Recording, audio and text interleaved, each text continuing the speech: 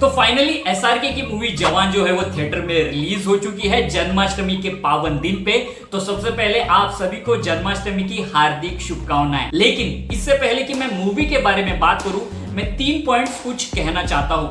First, movie देखते वक्त मेरे लिए कहानी इंपॉर्टेंट होती है, कहानी अच्छी होनी चाहिए। मैं कहानी का फैन हूं, कहानी मेरे लिए हीरो होती है, चाहे उसे कोई भी एक्टर प्ले कर रहा हो। सेकंड, लेकिन अगर कहानी सिंपल है, अच्छी नहीं है या फिर बुरी है, लेकिन उसका जो डायरेक्शन है, स्क्रीन प्ले है एंड जो कैरेक्टर्स है, कैरेक्टर की जो बैक स्टोरी है, उसे अच्छे वे में प्रेजेंट किया है, पूरी कहानी को एक अच्छे वे में पैकेज करके आपके सामने प्रेजेंट किया है ना, तो फिर मैं डायरेक्शन एंड स्क्रीन प्ले का फैन हूं। और ये मूवी जवान जो है ना, इन दोनों पॉइंट्स में से कुछ चीजें हिट करती है, कुछ चीजें मिस करती है। थर्ड, मैं मूवी से रिलेटेड कुछ माइनर स्पॉइलर देने वाला हूं, ज्यादा बड़े नहीं, जिससे आपका मूवी देखने का एक्सपीरियंस जो है वो स्पॉइल ना हो, हैम्पर ना हो, लेकिन जिससे आप ये डिसाइड कर सको कि आपको मूवी देखनी है या नहीं। इसके कहानी की अगर बात करें ना, तो एसआरके जो है वो डबल रोल में है, बाप एंड बेटे का रोल प्ले करते हैं विक्रम राठौड़ एंड आजाद राठौड़। जो विक्रम राठौड़ है वो स्पेशल ऑप्स ऑफिसर होते हैं, जवान होते हैं, जिनके ऊपर कुछ इल्जाम लगा दिया जाता है और उनके साथ एक इंसिडेंट होता है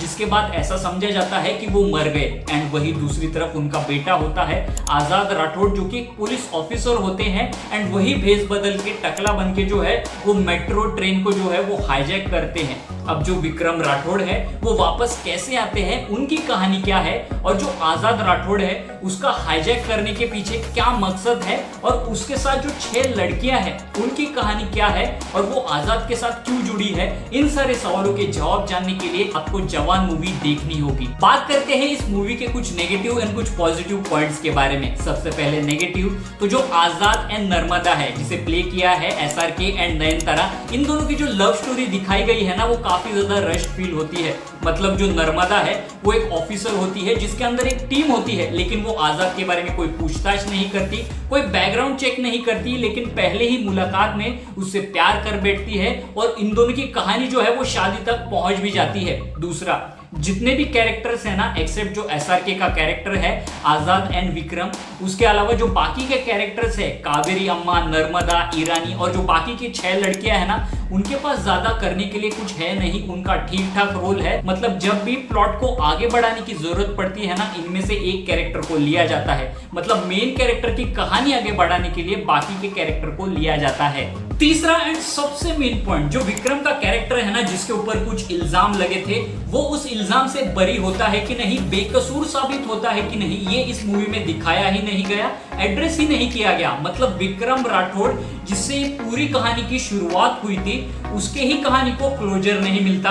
उसके साथ साथ जो विजय सेतुपति का कैरेक्टर है ना, काली, वो एक इंटरनेशनल क्रिमिनल के साथ डील करता है जो देखने में काफी खतरनाक होता है, जिसके फेस के ऊपर एक मास्क होता है और उसका पेट चीता या शेर जैसा कुछ होता है, और वो कहता भी है अगर ये डील सक्सेसफुल नहीं हुई तो जिनका ये पैसा है वो बड़े खतरनाक लोग हैं। तो मैं वेट कर रहा था कि इंटरनेशनल क्रिमिनल्स की एंट्री होगी एंड आजाद एंड विक्रम के साथ उनकी लड़ाई होगी, फाइट होगी, लेकिन ऐसा कुछ देखने को मिलता ही नहीं है। और ऐसे कई सारे लूप होल्स हैं इस मूवी में। बात करते हैं मूवी के कुछ पॉजिटिव पॉइंट्स के बारे में। सबसे पहले जो विजय सेतुपति का कैरेक्टर है काली, उन्होंने अपने रोल को बढ़िया तरीके से निभाया है, विद ईज निभाया है। मतलब उन्होंने उसे एक टिपिकल नेगेटिव रोल नहीं बनाया, उसमें कुछ क्वर्क्स ऐड किए हैं जो एट टाइम्स बैड गाय बन जाते हैं, बीच में थोड़े फनी हो जाते हैं। मतलब उसे एक लाइकेबिलिटी दी है, एक लाइकनेस ऐड की है। हम एज अ ऑडियंस उसे नेगेटिव रोल होने के बावजूद, विलन होने के बावजूद भी पसंद करने लगते हैं, जो कि काफी ज्यादा तारीफ करने के लायक है, काफी ज्यादा कमांडेबल है। दूसरा, 6 लड़कियों में से जो 2 लड़कियां हैं ना, कल्की एंड डॉक्टर ईरा, जिसे प्ले किया है सानिया मल्होत्रा ने, एंड उसके साथ साथ जो ऐश्वर्या है, जिसे प्ले किया है दीपिका पादुकोण ने एज अ एक्सटेंडेड कैमियो में। मतलब इन तीनों की जो बैक स्टोरी दिखाई गई है ना, वो काफी ज्यादा इमोशनल है। मतलब इमोशनली आपको वो टच करती है, आपको वो हिट करती है। इस मूवी के 3 मेजर पॉजिटिव पॉइंट्स है, जो कि है इसका cinematography, action and VFX and CGI. उफ, इसका जो वीएफएक्स एंड सीजीआई है वो इतना शानदार है, इतना बढ़िया है कि आप रियलाइज ही नहीं करोगे। इनफैक्ट मुझे भी अब जाके रियलाइज हुआ जब मैं वीडियो में आके आपसे बात कर रहा हूं कि इसमें वीएफएक्स एंड सीजीआई भी है। मतलब इतने बढ़िया तरीके से उन्होंने किया है। एसआरके के जो डबल रोल है ना, वो फील नहीं होते कि वो एक ही इंसान है, वो दोनों एक ही फ्रेम में साइड बाय साइड खड़े होते हैं, फिर भी वो इतने क्लीन एंड इतने अच्छे तरीके से किया है ना। जब मैं प्रीव्यू देख रहा था ना तो मेरे डाउट्स थे कि इसमें सीजीआई जो है ना वो अच्छा नहीं होगा, और उसमें उतना कुछ दिख रहा नहीं था। 90-95% जो है वो बढ़िया था, 5% समझ में आ रहा था, लेकिन मूवी में ऐसा कहीं पर भी फील नहीं होता है। इतना बढ़िया किया है उन्होंने। जवान मूवी है ना, उसका जो मैसेज है ना वो बढ़िया है, जो कि करप्शन को लेके है। और जो आजाद का कैरेक्टर है ना, वो मुझे नायक फिल्म के जो शिवाजी राव गायकवाड़ है ना उसकी याद दिला रहा था, जिसे अनिल कपूर ने प्ले किया था। हालांकि शिवाजी एंड आजाद दोनों ही अलग कैरेक्टर है, अलग कहानियां हैं, लेकिन एट द एंड जो मैसेज है वो सेम ही है। Finally the man, the myth, the legend SRK, जो कि इस मूवी के हीरो हैं और जो इस मूवी को कैरी करते हैं फिगरेटिवली भी एंड लिटरली भी।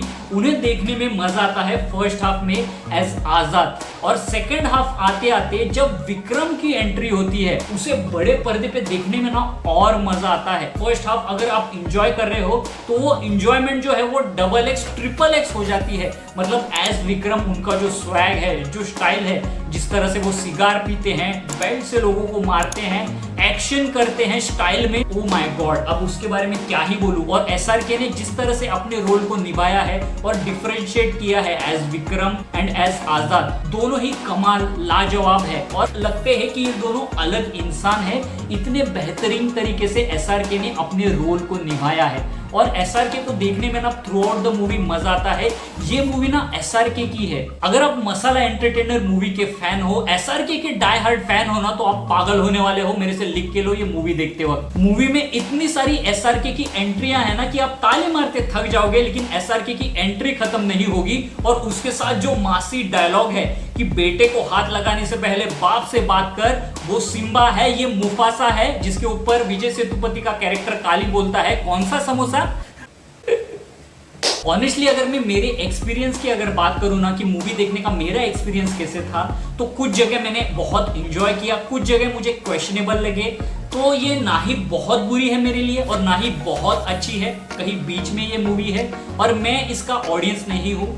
ये मूवी जो है ना एक मास मसाला एंटरटेनर मूवी है। अगर आपको इस टाइप की मूवी पसंद है तो जाके उसे देखिए। अगर आप एसआरके के डाई हार्ड फैन है तो ये मूवी आपको जरूर पसंद आएगी। मेरे लिए ठीक ठाक मूवी थी। और जो एटली की मूवी है ना वो अक्सर ऐसी ही होती है, ये उनका स्टाइल है, तो ये मैंने एक्सपेक्ट किया था। तो गाइस बस आज की वीडियो के लिए इतना ही। अगर आप ऐसे ही मूवी से रिलेटेड वीडियोस एंड रिव्यूज जो है वो देखना चाहते हैं तो मेरे सिनेसोच चैनल को लाइक कीजिए, शेयर कीजिए एंड सब्सक्राइब कीजिए। और मैंने मूवी के कहानी का जो है वो ब्रेक डाउन किया है एंड ऑलमोस्ट 90 to 95% जो है वो सही है, जिसका लिंक मैं नीचे डिस्क्रिप्शन में डाल दूंगा। एंड उसी के साथ मैंने 2 धमाकेदार मूवी का जो है वो रिकमेंडेशन भी किया है, उसका भी लिंक मैं नीचे डिस्क्रिप्शन में डाल दूंगा, उसे जरूर चेकआउट कीजिए।